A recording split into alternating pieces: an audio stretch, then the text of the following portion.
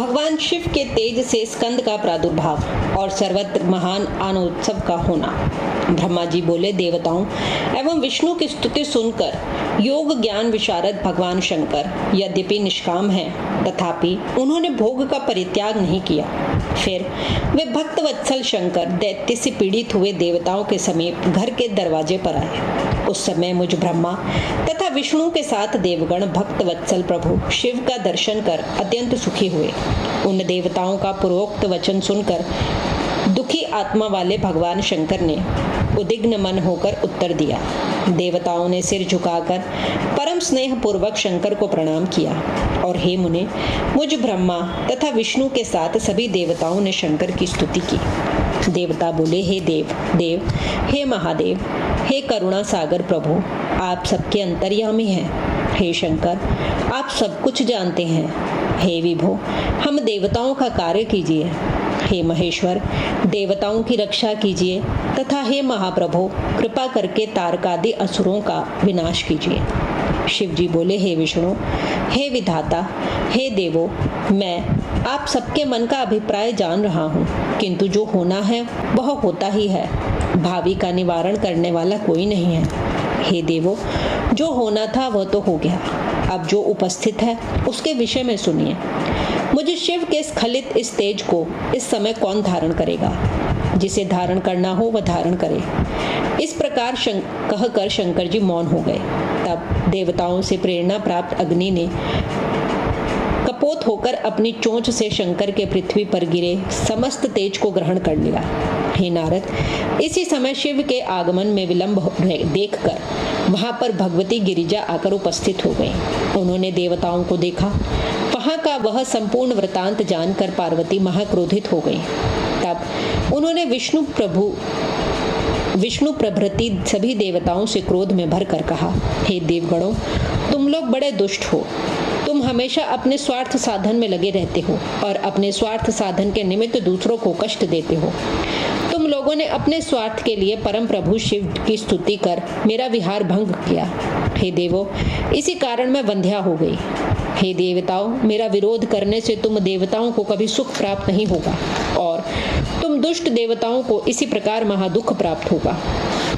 ब्रह्मा जी बोले, इस प्रकार क्रोध से जलती हुई शैल पुत्री पार्वती ने विष्णु प्रभृति सभी देवगणों को शाप दिया। पार्वती बोली, आज से सब देवताओं की स्त्रियां वंध्या हो जाएं और मेरा विरोध करने वाले सभी देवगण सर्वदा दुख प्राप्त करें। ब्रह्मा जी बोले, इस प्रकार सर्वेश्वरी भगवती पार्वती ने विष्णु प्रभृति देवगणों को शाप देकर क्रोधपूर्ण हो शिव के तेज का भक्षण करने वाले अग्नि से कहा, हे अग्नि, आज से तुम सर्वभक्षी होकर सदैव दुख प्राप्त करोगे। तुम्हें शिव तत्व का ज्ञान नहीं है। तुम देवगणों का कार्य करने वाले मूर्ख हो। हे शठ, हे दुष्टों में महादुष्ट, तुम बड़े दुर्बुद्धि हो। तुमने जो शिव के तेज का भक्षण किया है यह अच्छा नहीं किया। ब्रह्मा जी बोले, हे मुने, इस प्रकार अग्नि को शाप देकर असंतुष्ट होकर भगवती पार्वती भगवान महेश्वर के साथ शीघ्रता पूर्वक अपने आवास में चली गई।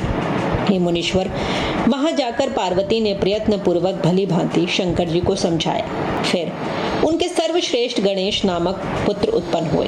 हे मुने, इन गणेश जी का संपूर्ण वृतांत मैं आगे कहूंगा। इस समय आप प्रेम पूर्वक कार्तिकेय की उत्पत्ति का वृतांत सुनिए। मैं कह रहा हूँ। देवता लोग अग्नि के मुख से ही भोजन करते हैं, ऐसा वेद का वचन है। अतः अग्नि के गर्भ धारण करने से सभी देवता गर्भयुक्त हो गए। शिव के तेज को सहन न करते हुए वे देवता पीड़ित हो गए। यही दशा विष्णु आदि देवताओं की भी हो गई, क्योंकि देवी पार्वती की आज्ञा से उनकी बुद्धि नष्ट हो गई थी।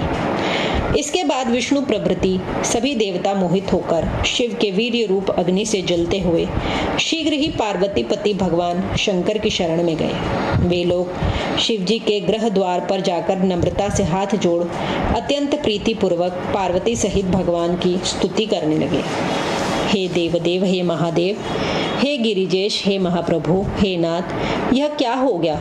निश्चित ही आपकी माया को समझना बड़ा कठिन है। हम लोग गर्भयुक्त होकर आपकी असह्य वीर्य ज्वाला से जल रहे हैं। हे शंभु, कृपा कीजिए और हम लोगों की दुर्वस्था का निवारण कीजिए। ब्रह्मा ब्रह्मा जी बोले, हे मुने, देवताओं की इस प्रकार की स्तुति सुनकर उमापति महेश परमेश्वर शिव ग्रह द्वार पर जहाँ देवता स्थित थे वहाँ शीघ्र गए। द्वार पर आए हुए सदाशिव को देखते ही विष्णु समेत सभी देवगण विनम्र होकर प्रणाम कर उन भक्त वत्सल की प्रेम पूर्वक स्तुति करने लगे। देवता बोले, हे शंभो, हे शिव, हे महादेव, आपको विशेष रूप से प्रणाम करते हैं। आपके तेज से जलते हुए हम शरणागतों की रक्षा कीजिए। हे हर, इस दुख का हरण कीजिए, अन्यथा हम लोग निश्चित ही मर जाएंगे। इस समय देवताओं के दुख का निवारण करने में आपके बिना कौन समर्थ है। ब्रह्मा जी बोले, भक्त वत्सल सुरेश्वर भगवान शिव ने ऐसी दीन वाणी को सुनकर हंसते हुए देवताओं को उत्तर दिया, हे हरे, हे ब्रह्मन, हे देवो, आप सभी मेरी बात सुने।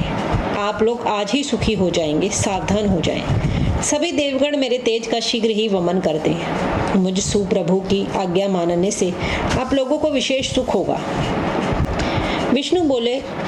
ब्रह्मा जी बोले, विष्णु आदि सभी देवताओं ने इस आज्ञा को शिरोधार्य करके अव्यय भगवान शिव का स्मरण करते हुए शीघ्र ही तेज का वमन कर दिया। शंभु का स्वर्णिम आभा वाला अद्भुत तथा सुंदर कांति वाला वह तेज भूमि पर गिरकर पर्वताकार हो गया और अंतरिक्ष का स्पर्श करने लगा। श्री हरि सहित सभी देवगण सुखी हो गए और भक्त वत्सल परमेश्वर शिव की स्तुति करने लगे। हे मुनीश्वर, किंतु अग्निदेव वहां प्रसन्न नहीं हुए। तब परमेश्वर श्रेष्ठ शंकर ने उन्हें आज्ञा दी, हे मुने, तदनंतर वे अग्निदेव मन में सुख न मानकर विकल हो हाथ जोड़कर नम्रता पूर्वक शिव की स्तुति करते हुए इस प्रकार बोले, देवाधिदेव महेश्वर, मैं मूर्ख हूँ तथापि आपका सेवक हूँ। मेरे अपराध को क्षमा करें और मेरे दाह का निवारण करें। हे स्वामिन, आप दीन वत्सल परमेश्वर सदाशिव हैं। इस प्रकार से प्रसन्नतात्मा अग्निदेव ने दीन वत्सल शिव से कहा। शिव बोले, हे अग्नि, पाप की अधिकता के कारण ही तुमने यह अनुचित कार्य किया कि मेरे तेज का भक्षण कर लिया। अब मेरी आज्ञा से तुम्हारे दाह का निवारण हो गया। हे अग्नि, अब तुम मेरी शरण में आ गए हो, इससे मैं प्रसन्न हूँ। अब तुम्हारा सारा दुख दूर हो जाएगा और तुम सुखी हो जाओगे।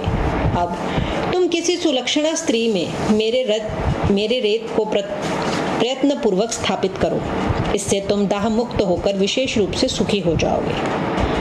ब्रह्मा जी बोले, भगवान शंकर की बात को सुनकर अग्नि हाथ जोड़कर मस्तक झुकाकर प्रीति पूर्वक भक्तों के कल्याण करने वाले भगवान शंकर से धीरे धीरे बोले, हे महेश्वर, हे नाथ, आपका यह तेज असह्य है। शक्ति स्वरूपा भगवती के अतिरिक्त तीनों लोकों में इसे धारण करने में कोई समर्थ नहीं है। हे मुनिश्रेष्ठ, अग्नि ने जब ऐसा कहा तब हृदय से अग्नि का उपकार चाहने वाले आपने भगवान शंकर की प्रेरणा से इस प्रकार कहा।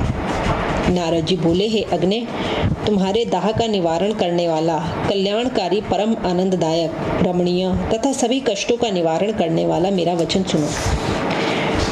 हे वहने, मेरे द्वारा बतलाए जाने वाले इस उपाय को करके दाह रहित होकर सुखी हो जाओ। हे तात, भगवान शिव की इच्छा से ही मैंने आदर पूर्वक भली भांति कहा है। हे शुचे, माघ मास में प्रातः काल जो स्त्रियां स्नान करती हों, इस महान तेज को तुम उनके शरीर में स्थापित कर दो। ब्रह्मा जी बोले, हे मुने, उसी अवसर पर माघ मास में प्रातः काल नियम पूर्वक स्नान करने की इच्छा से सप्त ऋषियों की स्त्रियां वहां आईं। हे मुने, स्नान करके वे स्त्रियां अत्यंत ठंड से पीड़ित हो गईं और उनमें से 6 स्त्रियां अग्नि ज्वाला के समीप जाने की इच्छा से वहां से चली पड़ी। उन्हें मोहित देखकर सुचरित्रा ज्ञानवती देवी अरुंधति ने शिव की आज्ञा से उन्हें जाने से विशेष रूप से रोका। हे मुने, भगवान शिव की माया से मोहित वे 6 ऋषि पत्नियां अपने शीत का निवारण करने के लिए हठपूर्वक वहां जा पहुंची।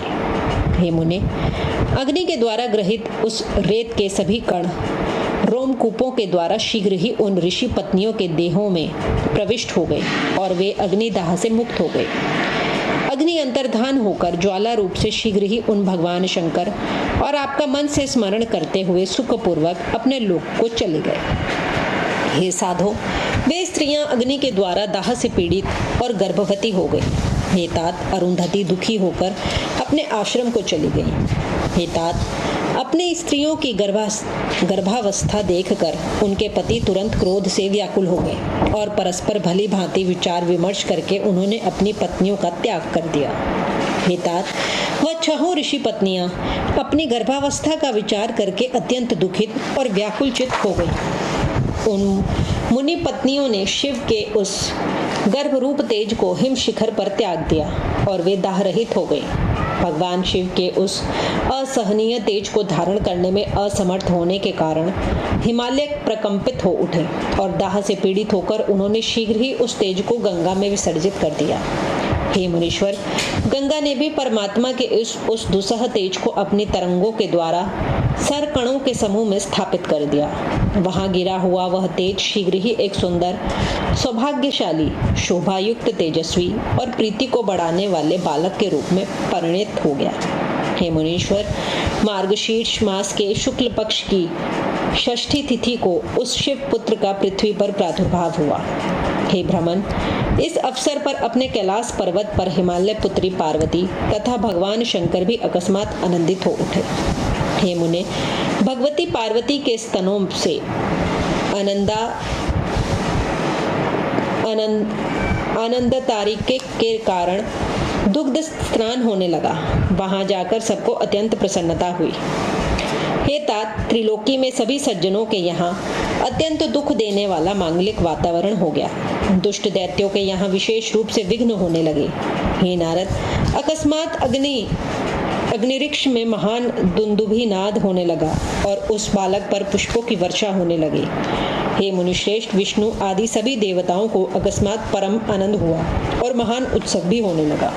इस प्रकार श्री शिव महापुराण के अंतर्गत द्वितीय रुद्र संहिता के चरित्र चतुर्थ कुमारखंड में शिव पुत्र जनन वर्णन नामक दूसरा अध्याय पूर्ण हुआ।